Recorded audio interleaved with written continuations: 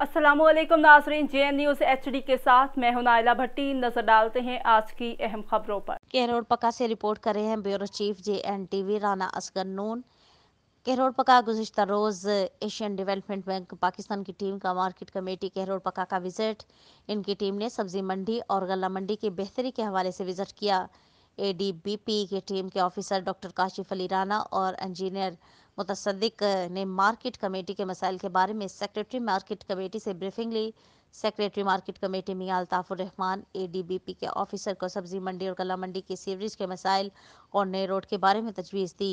उन्होंने मजीद कहा कि मार्केट कमेटी को फंड की कमी है और सिक्योरिटी ऑफिसर की कमी है। उन्होंने मजीद कहा कि गला मंडी को आबाद किया जाए ताकि केहरोड पका शहर में तरक्की हो और इसके लिए फंड जारी किया जाए।